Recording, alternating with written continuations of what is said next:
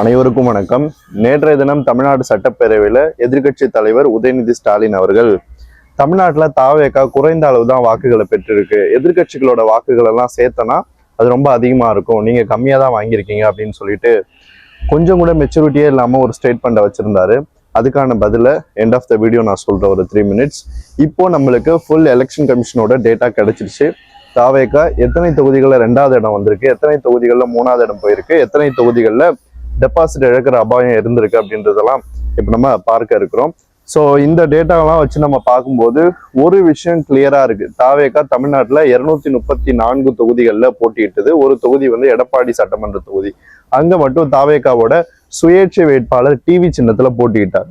So தாவேகா தமிழ்நாட்டில் எந்த தொகுதியிலுமே deposit இழக்கல. அந்த சுயேட்சை போட்டியிட்ட தொகுதிகளில் கூட 20% வாக்குகளை பெற்று 2வது இடம் வந்திருக்கு. திமுக 3வது இடம் தான் அந்த தொகுதியில போயிருக்கு. ஸோ இப்படிதான் இந்த டேட்டா நம்மளுக்கு தெரியுது. ஓகே, முதல்ல இந்த வின்னபிள் சீட்ஸ் இதெல்லாம் இருந்துச்சு அப்படின்றத பத்தி நம்ம சர்வேஸ்ல எல்லாம் பார்த்தோம். அதுக்கப்புறம் நிறைய இடங்கள்ல நம்மளுக்கு அதிர்ச்சியாகவும் இருந்தது. என்னன்னா, இப்ப கும்பகோணம் ஜெயிச்சதெல்லாம் எனக்கு பெரிய அதிர்ச்சி, பெரியகுளம் ஜெயிச்சது, இந்த மாதிரி அன்எக்ஸ்பெக்டட் விக்டரிஸ் இருக்கு. அதே மாதிரி அன்எக்ஸ்பெக்டட் ஃபெயிலியர்ஸும் இருக்கு. இப்போ குளச்சல்லாம் தோத்தது ரொம்ப கஷ்டமா இருந்துச்சு, கம்மியான மார்ஜின்ல 2000 ஓட்டு மார்ஜின்ல தான் அங்க வெற்றியானது பறிபோச்சு. ஸோ இப்போ தமிழ்நாட்டில் 234 தொகுதிகளில் எந்தெந்த கட்சிகள் எவ்வளவு தொகுதிகளில் வெற்றி பெற்றிருக்கு அப்படின்றத நம்ம தனித்தனியா பார்ப்போம். தாவேகா 108 இடங்கள்ல வெற்றி பெற்றிருக்கு. திமுக கூட்டணி 73 இடங்கள்ல வெற்றி பெற்றிருக்கு. அதிமுக கூட்டணி 53 இடங்கள்ல வெற்றி பெற்றிருக்கு. இதுல திமுக கூட்டணியில திமுக 2வது பெரிய கட்சி 59 தொகுதிகளில் வெற்றி பெற்றிருக்கு. காங்கிரஸ் 5 தொகுதிகளில், விசிகா 2 தொகுதிகளில், சிபிஐ 2 தொகுதிகளில், சிபிஎம் 2 தொகுதிகளில், ஐயுஎம்எல் 2 தொகுதிகளில், டிஎம்டிகே ஒரு தொகுதியில வெற்றி பெற்றிருக்கு. இந்த டிஎம்டிகே வெற்றி பெற்ற விருதாச்சலம் சட்டமன்ற தொகுதியில தாவேகா கடும் போட்டி கொடுத்துச்சு. 2000 ஓட்டுல தான் அம்மையார் ஜெயிச்சாங்க. அப்படி இருக்கும்போது அந்த இடத்துல வந்து தாவேகா தலைவர் விஜய் அவர்கள் கடலூர்ல பிரச்சாரம் பண்ணியிருந்தாரு அப்படின்னா இந்த சிச்சுவேஷனே மாறி இருக்கலாம். விருதாச்சலம்லாம் ஜெயிச்சிருக்கிற சீட்டா மாறி இருக்கும். அடுத்தது அதிமுக கூட்டணியை பொறுத்த வரைக்கும் அதிமுக 3வது பெரிய கட்சியா 47 இடங்கள்ல தனித்து வெற்றி பெற்றிருக்கு. பாமக 4 தொகுதிகளில் வெற்றி பெற்றிருக்கு. பிஜேபி ஒரு தொகுதி, அமமுக ஒரு தொகுதி. பிஜேபி வெற்றி பெற்ற இந்த ஒரு தொகுதி உதகமண்டலம், ஊட்டி சட்டமன்ற தொகுதி. அங்கேயுமே சரியான பிரச்சாரங்கள் முன்வைக்கப்பட்டு சரியான கேண்டிடேட்டை போட்டிருந்தாங்க அப்படின்னா கண்டிப்பா வெற்றி பெற்றிருக்கலாம். ஏன்னா அங்க வந்து 1000க்கும் கம்மியான ஓட் டிஃபரன்ஸ்ல தான் போஜராஜன் அவர்கள் வெற்றி பெற்றார். ஐ திங்க் அவருடைய முதல் வெற்றி இதுதான் நினைக்கிறேன். கடந்த தேர்தல்கள்லாம் தோல்வியை தழுவினார். கடந்த முறையும் போட்டியிட்டாரு, அப்போ வெற்றி கிடைக்கல. இந்த முறை வந்து இங்க காங்கிரஸ் ஓட்டை பிரிச்சதுனால அவர் ஜெயிச்சிட்டாரு. தாவேகா 2வது இடம் கம்ஃபர்டபுளாவே வந்துச்சு. ஓகே, இப்போ இந்த பெஸ்ட் பர்ஃபார்மன்ஸ் அப்படின்றதெல்லாம் பார்க்கறதுக்கு முன்னாடி 2வது இடத்துல எந்தெந்த கட்சிகள் வந்திருக்கு, அதாவது இப்ப தாவேகா 108 இடங்கள்ல வெற்றி பெற்றுருச்சு, மீதி இருக்கிற இடங்கள்ல தோல்வி அடைஞ்சது இல்லையா, அங்க எத்தனை தொகுதிகள்ல 2வது இடம் பிடிச்சிருக்கு அப்படின்னு பார்க்கும்போது தாவேகா 81 இடங்கள்ல 2வது இடம் வந்திருக்கு. அதே மாதிரி அவங்களுடைய சுயேட்சை எடப்பாடி சட்டமன்ற தொகுதியில போட்டியிட்டவரும் ஒரு தொகுதியில 2வது இடம் வந்திருக்காரு. ஸோ டோட்டலா தாவேகா 82 தொகுதிகளில் 2வது இடம் வந்திருக்கு தமிழ்நாடு ஃபுல்லா. இது நீங்க வந்து ஆவரேஜா பாத்தீங்கன்னா கிட்டத்தட்ட 190 தொகுதிகளுக்கு மேல தாவேகா ஃபர்ஸ்ட் இல்லைன்னா செகண்ட் இந்த இடத்துக்குள்ள வந்திருக்கு. அப்போ ஒரு ப்ரிடாமினன்ட் ஃபோர்ஸா வந்து தாவேகா எமர்ஜ் ஆயிடுச்சு, முதன்மை சக்தியா தான் நிக்குது. 2வது திமுக கூட்டணி 98 தொகுதிகளில் 2வது இடம் வந்திருக்காங்க. அதுக்கப்புறம் அதிமுக கூட்டணி 54 இடங்கள்ல 2வது இடம் வந்திருக்காங்க. ஓகே, இது வந்து அந்த செகண்ட் பிளேஸோட டேட்டா. தேர்ட் பிளேஸ்ன்னு பார்க்கும்போது தாவேகா 44 இடங்கள்ல 3வது இடம் போயிருக்கு. பெரும்பாலும் இந்த சட்டமன்ற தொகுதிகளில் ஒரு 30 தொகுதிகள் மேல க்ளோஸ் மார்ஜின் தான். அதுக்கப்புறம் இருக்கிற தொகுதிகள் தான் கொஞ்சம் பெரிய மார்ஜினா வரும். க்ளோஸ் மார்ஜின் அப்படின்றது நான் வந்து 10,000 வரைக்கும் வச்சுக்கிறேன் ஓட்ஸ் டிஃபரன்ஸ். அடுத்தது திமுக கூட்டணியை பொறுத்த வரைக்கும் 63 தொகுதிகளில் 3வது இடம் போயிருக்காங்க. அதிமுக கூட்டணியை பொறுத்த வரைக்கும் 127 இடங்கள்ல 3வது இடம் போயிருக்கு. இது எவ்வளவு பெரிய ஷாக்கிங்கான விஷயம் தெரியுமா? தமிழ்நாட்டை அதிக முறை ஆட்சி செஞ்ச கட்சி. கடந்த வீடியோல இதை பத்தி நிறைய பேசிட்டேன், சரி அதனால வேணாம். இதுல அதிமுக கிட்டத்தட்ட பல தொகுதிகளில் டெபாசிட்டே இழந்துருச்சு. அதனுடைய கூட்டணி கட்சிகளுக்கும் அதே மாதிரியான ஒரு நிலைமை தான் ஏற்பட்டிருக்கு. நிறைய இடங்கள் அந்த ஓட் டிரான்ஸ்பர் நடக்கல. இப்ப அமமுக சைதாப்பேட்டையில போட்டியிட்டுச்சு, ஆனா அதிமுகவோட ஓட்டு அமமுகவுக்கு போல, டைரக்டா தாவேகாவுக்கு வந்துருச்சு. பெரியகுளமும் அதே மாதிரிதான். அதனாலதான் இந்த வெற்றியானது இப்படி வந்திருக்கு. ஸோ 3வது இடத்துல அதிக தொகுதிகளில் வந்த கட்சி வந்து அதிமுக தான். ஸோ அந்த கட்சி கடுமையான பின்னடைவை இந்த தேர்தலில் சந்திச்சிருக்கு அப்படின்றது தான் நம்மளுக்கு தெரியுது. 21% வாக்குகளை தான் அந்த கட்சி பெற்றிருக்கு, தனி கட்சியா. கூட்டணியோட சேர்ந்துதான் 27. அந்த 27மே எப்படி வந்துச்சுன்னா இந்த மீடியா நரேட்டிவ் வச்சுதான் தாவேகா ஜெயிக்காது, திமுகவுக்கு போடாதீங்க எங்களுக்கு போடுங்க, தாவேகாவுக்கு போட்டீங்கன்னா திமுக மறுபடியும் ஜெயிச்சுன்னு சொல்லிட்டு பொய் பிரச்சாரம் பண்ணி தான் அதை பண்ணாங்க. ஸோ திரும்ப திரும்ப பேசி நம்ம பெரிய விஷயமா மாற்ற வேணாம். Okay, strike rate strike rate அப்படின்னா என்ன நிறைய பேர் கேட்குறீங்க. போட்டியிட்ட மொத்த தொகுதிகள்னு ஒன்று இருக்கும், வெற்றி பெற்ற தொகுதிகள்னு ஒன்று இருக்கும். இதை எப்படி நம்ம கால்குலேட் பண்ணோம் அப்படின்னா, வெற்றி பெற்ற தொகுதிகள் டிவைடட் பை போட்டியிட்ட மொத்த தொகுதிகள் இன்ட்டு 100 அப்படி பண்ணீங்கன்னா ஒரு பர்சன்டேஜ் கிடைக்கும். அதான் ஸ்ட்ரைக் ரேட். அப்படி பார்க்கும்போது தாவேகாவுக்கு 46% ஸ்ட்ரைக் ரேட் கிடைக்குது. திமுக கூட்டணிக்கு 31% ஸ்ட்ரைக் ரேட் கிடைக்குது. அதிமுக கூட்டணிக்கு 23% ஸ்ட்ரைக் ரேட் கிடைக்குது. இதுல திமுக மட்டும் தனியா எடுத்து நம்ம பார்த்தோம்னா 33% ஸ்ட்ரைக் ரேட் வருது. அப்போ திமுக கூட்டணி ரொம்ப மோசமா பர்ஃபார்ம் பண்ணிருக்கு. அதிமுக கூட்டணியை பொறுத்த வரைக்கும் 23% ஓவராலா வந்தாலும் அதிமுக தனி கட்சியா 27% ஸ்ட்ரைக் ரேட்டை வாங்குது. ஸோ அதிமுக கூட்டணியை பொறுத்த வரைக்கும் கூட்டணியை விட அதிமுக நல்லா பர்ஃபார்ம் பண்ணிருக்கு. பட் கம்பேரிட்டிவ்லி அது சேமா தான் இருக்கு. 23க்கு 27க்கும் பெரிய ஒரு சேஞ்ச் இல்லை. ஒரு 30 தாண்டுச்சுன்னா கூட நம்ம சொல்லலாம். ஓகே, இப்போ பெஸ்ட் பர்ஃபார்மன்ஸ் அப்படின்னு பார்க்கும்போது தாவேகா 15 மாவட்டங்கள்ல சூப்பரா பர்ஃபார்ம் பண்ணிருக்கு. பெரிய அளவு அந்த சீட் வந்து கன்வெர்ட் ஆயிருக்கு. திமுக கூட்டணியை பொறுத்த வரைக்கும் 7 மாவட்டங்கள்ல வந்து சூப்பரா பர்ஃபார்ம் பண்ணியிருக்காங்க. அதிமுக கூட்டணியை பொறுத்த வரைக்கும் 4 மாவட்டங்கள்ல சூப்பரா பர்ஃபார்ம் பண்ணியிருக்காங்க. இதுல தாவேகா ரொம்பவே சூப்பரா பர்ஃபார்ம் பண்ணியிருக்கு அப்படின்னு நான் கருதுற மாவட்டங்கள் கேடிசிசி காஞ்சிபுரம், திருவள்ளூர், சென்னை, செங்கல்பட்டு, அதுக்கப்புறம் ராணிப்பேட்டை, வேலூர், நாமக்கல், ஈரோடு, மதுரை, சிவகங்கை எல்லாம் ஸ்வீப்பு. அடுத்தது திமுக கூட்டணியை பொறுத்த வரைக்கும் தென்காசி, தஞ்சாவூர், கன்னியாகுமரி. இந்த கன்னியாகுமரியை பொறுத்த வரைக்கும் தாவேகா எல்லா தொகுதிகளுமே செகண்ட் வந்துச்சு. கன்னியாகுமரி சட்டமன்ற தொகுதியில மட்டும் 3வது போச்சு. ஆனா பெரிய டிஃபரன்ஸ்லாம் இல்லை 2வது இடத்துக்கும் 3வது இடத்துக்கும். அதுக்கப்புறம் நீங்க தென்காசி பார்த்தாலும் அதே சினாரியோ தான். நிறைய இடங்கள்ல தாவேகா 2வது தான் வந்துச்சு. அதுக்கப்புறம் தஞ்சாவூர் பாத்தீங்கன்னா தஞ்சாவூர் அண்ட் கும்பகோணம் 2 தொகுதி ஜெயிச்சுது. இருந்தாலும் அந்த மாவட்டம் ஸ்டில் திமுகவுக்கு தான் ஃபேவரா இருக்கு in terms of vote share. அதுக்கப்புறம் அதிமுக கூட்டணியை பொறுத்த வரைக்கும் சேலம், தர்மபுரி. சேலத்துல தாவேகா 3 தொகுதிகளில் வெற்றி பெற்றது. தர்மபுரியை பொறுத்த வரைக்கும் இங்க ஒரு தொகுதியில தாவேகா வெற்றி பெற்றது. பெண்ணகரம் நான் சொன்னேன் இல்லையா, இங்க ஜெயிப்பதற்கான வாய்ப்பு இருக்கு. காங்கிரஸ் கேண்டிடேட்டா நிக்கிறவர் வந்து பாமகவுக்கு நெருக்கமான ஒரு பர்சன். அதனால அந்த ஓட்ஸ் ஸ்பிளிட் ஆகும்போது தாவேகா ஈஸியாவே இங்க வெற்றி பெறுவதற்கான வாய்ப்பு இருக்குன்னு சொன்னா அதான் நடந்துச்சு. இனிஷியலா ட்ரெயிலிங்ல இருந்தது தாவேகா, அதுக்கப்புறம் மேல வந்து அங்க ஜெயிச்சிருச்சு. ஸோ மிகப்பெரிய ஒரு வெற்றின்னு தான் சொல்லணும். கஜேந்திரன் நினைக்கிறேன் எம்எல்ஏ கேண்டிடேட் நல்லாவே ஒர்க் பண்ணாரு. அதுக்கேற்ற மாதிரியான ஒரு பலன் கிடைச்சிருக்கு. ஆனா அதிமுகவை பொறுத்த வரைக்கும் அவங்க நம்பி இருந்த பல மாவட்டங்கள் கோயம்புத்தூர், திருப்பூர், ஈரோடு, சேலம், நாமக்கல் இங்க எல்லா இடத்துலயுமே கடுமையான செட்பேக்கை சந்திச்சாங்க. சீஃப் மினிஸ்டர் கேண்டிடேட்டா இருந்த எடப்பாடி பழனிசாமி அவர்கள் போட்டியிட்ட தொகுதி எடப்பாடி தொகுதி. அந்த தொகுதியை விட்டு கொஞ்சம் இந்த பக்கம் வந்தீங்கன்னா வீரபாண்டி, அந்த தொகுதியில வந்து தாவேகா கேண்டிடேட் எடப்பாடி தொகுதியில வந்து செகண்ட் வராரு, டெபாசிட் வாங்குறாரு சுயேட்சை. இந்த பக்கம் வீரபாண்டியில வந்தீங்கன்னா தாவேகா வெற்றியே பெறுது. அப்போ எடப்பாடியில தாவேகா கேண்டிடேட் விசில் சிம்பிளோட நின்று இருந்தா நிலைமை என்ன ஆயிருக்குன்னு யோசிச்சு பாருங்க. வெற்றி பெற முடியலனாலும் மார்ஜின் குறைஞ்சிருக்கும். அதுதான், என்ன வேணா நடந்திருக்கலாம், நம்ம எதையுமே உறுதியா சொல்ல முடியாது. மக்கள் அந்த அளவு வாக்களிச்சிருக்காங்க. அதுக்கப்புறம் ஏற்காடு குறைஞ்ச மார்ஜின்ல போயிடுச்சு, இல்லைன்னா அங்கேயும் வெற்றி பெறுவதற்கான வாய்ப்பு இருந்திருக்கும். ஓகே, இப்போ தாவேகா 108 இடங்கள்ல வெற்றி பெற்றுடுச்சு. அதுக்கப்புறம் மற்ற கட்சிகள் எல்லாமே சொல்லியாச்சு.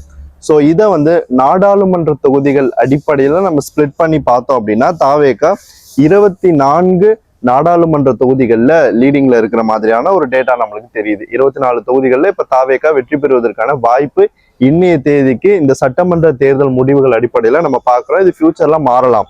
அடுத்தது திமுக கூட்டணி 10 நாடாளுமன்ற தொகுதிகள்ல மட்டும்தான் பலமா இருக்கு.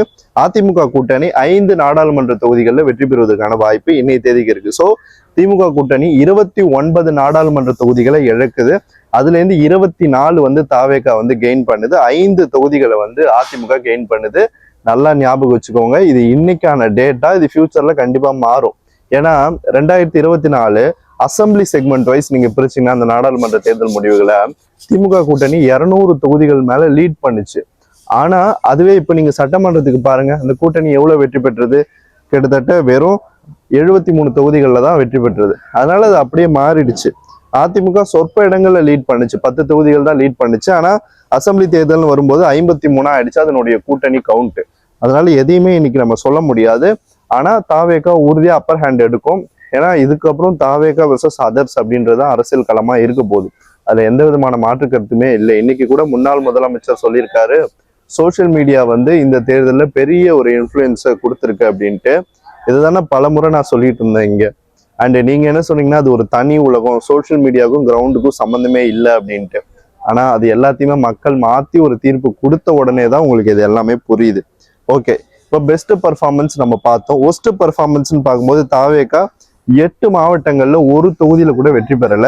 அதே மாதிரி திமுக 11 மாவட்டங்கள்ல ஒரு தொகுதியில கூட வெற்றி பெறல. அதிமுகவும் 11 மாவட்டங்கள்ல ஒரு தொகுதியில கூட வெற்றி பெறல. சரி, தாவேகா ஒஸ்ட் பர்ஃபார்மன்ஸ் கொடுத்த மாவட்டங்கள் அப்படின்னு நம்ம பார்க்கும்போது விழுப்புரம், நாகப்பட்டினம், தென்காசி, கன்னியாகுமரி, நீலகிரி. திமுக கூட்டணி ஒஸ்ட் பர்ஃபார்மன்ஸ்ல இருந்த இடங்கள் அப்படின்னு நம்ம பார்க்கும்போது கேடிசிசி, தருமபுரி, திருவண்ணாமலை, சேலம், நாமக்கல், ஈரோடு, மதுரை, சிவகங்கை. ஒரு காலகட்டத்திலாம் திமுக காரங்க சொல்லுவாங்க, திருவண்ணாமலைலாம் எங்க கோட்டை, சிவகங்கைலாம் எங்க கோட்டை அப்படின்னு. இன்னைக்கு அந்த கோட்டை மொத்தமா தகர்க்கப்பட்டது ஒரு புதிய கட்சியால, மக்கள் எழுச்சியால. அடுத்தது அதிமுக கூட்டணியை பொறுத்த வரைக்கும் அவங்க எங்கெங்கெல்லாம் மோசமா பர்ஃபார்ம் பண்ணியிருக்காங்கன்னு பார்க்கும்போது கேடிசிசி, மதுரை, சிவகங்கை, தூத்துக்குடி, விருதுநகர், மயிலாடுதுறை, தேனி. தூத்துக்குடியெல்லாம் வந்து சில தொகுதிகளை டெபாசிட்டே இழந்துட்டாங்க.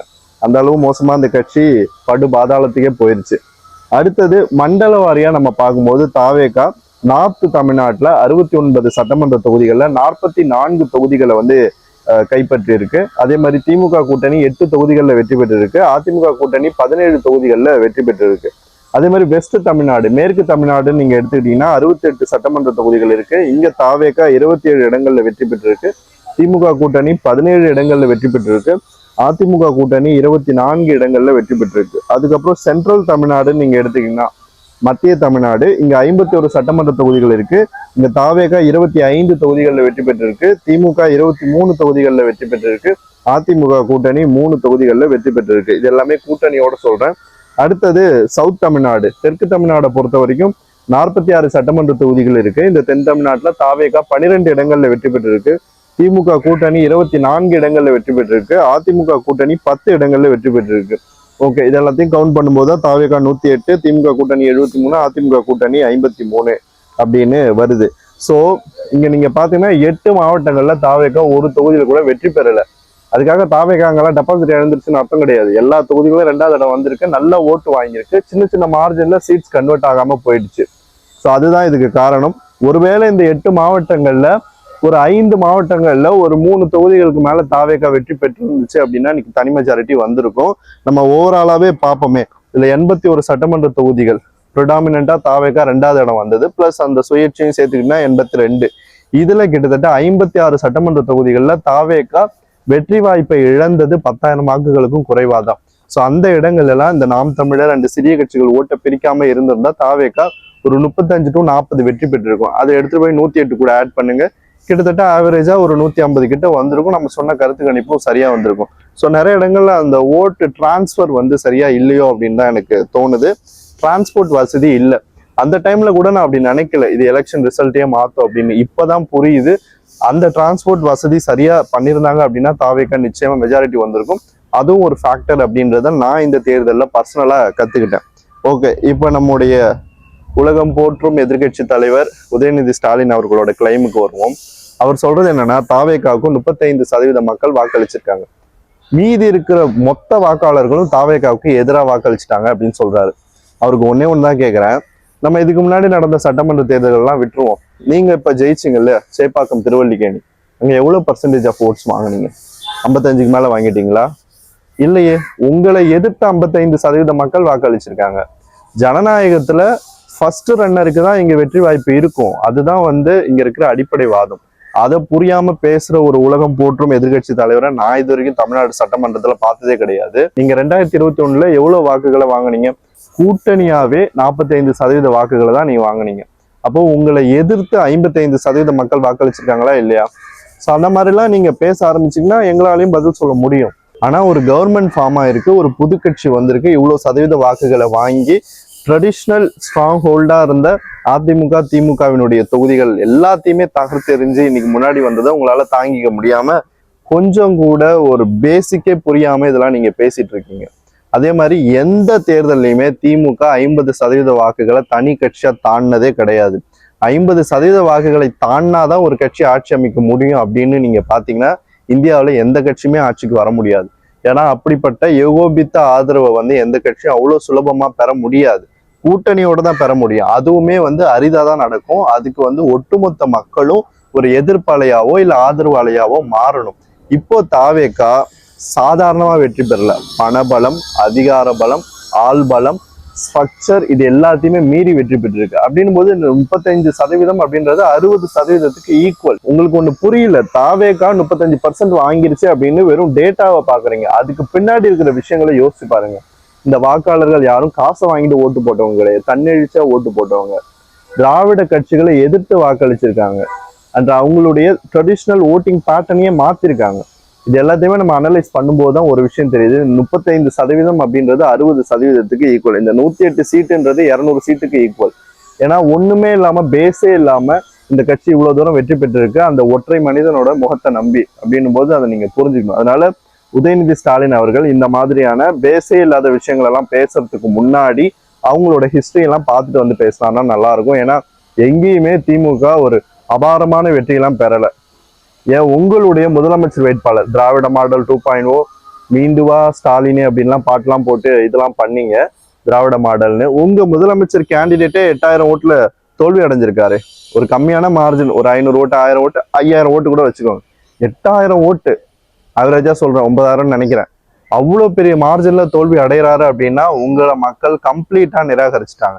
சரி, நீங்க எவ்வளவு ஓட்டு வாங்கியிருக்கீங்க? 26% வாங்கியிருக்கீங்க. அப்ப உங்களை எதிர்த்து எவ்வளவு பேர் ஓட்டு போட்டிருக்காங்க? சரி, உங்க கூட்டணியே எடுத்துப்போம் 31%. அப்ப உங்களை எதிர்த்து எவ்வளவு பேர் ஓட்டு போட்டிருக்காங்க? அதனால இந்த மாதிரி பேச ஆரம்பிச்சா எல்லாம் பேசிட்டே இருக்கலாம். ஜனநாயகத்துல ஃபர்ஸ்ட் ரன்னருக்கு தான் இங்க வெற்றி வாய்ப்பு. அதனால உங்களுடைய தோல்வியை ஏத்துக்க முடியல அப்படின்னா நீங்க வந்து இந்த மாதிரி தான் பேசுவீங்க அப்படின்றது நம்மளுக்கு தெரிஞ்ச விஷயம்தான். ஆனா ஒரு சயின்டிபிக் டேட்டாவை வந்து மறைச்சு நீங்க சொல்றதெல்லாம் வந்து கண்டிப்பா ஏத்துக்க முடியாது. மக்கள் எல்லாத்தையும் பார்த்துட்டு தான் இருக்காங்க. ஓகே, அதுக்கப்புறம் நேற்று சட்டமன்றத்துல காரசாரமான விவாதங்கள்லாம் நடைபெற்றது. அம்மையார் பிரேமலதா அவர்களும் நிறைய விஷயங்களை பகிர்ந்தாங்க. ஓகே, அது எல்லாமே ஒரு பக்கம் இருக்கட்டும். இருந்தாலும் முதலமைச்சர் அவர்கள் சட்டமன்றத்திலே அதுக்கான பதிலெல்லாம் கொடுக்கணும். அறிக்கையை வெளியிடுறதெல்லாம் சரி வராது. சட்டமன்றத்துல உறுப்பினர்கள் கேட்கிற கேள்விக்கு அந்த இடத்துல ஒரு பதில் சொல்லணும். பேப்பரை பார்த்து படிக்கிறத விட அவர் டைரக்டாவே ஆன்சர் பண்ணாதான் மக்கள் அதை விரும்புவாங்க. ஏன்னா அந்த ட்ரெடிஷ்னல் கலாச்சாரம்லாம் மாறி போயிடுச்சு. இப்போ உதயநிதி ஸ்டாலின் அவர்கள் அந்த டேப்லெட் வச்சுட்டு படிச்சாரு.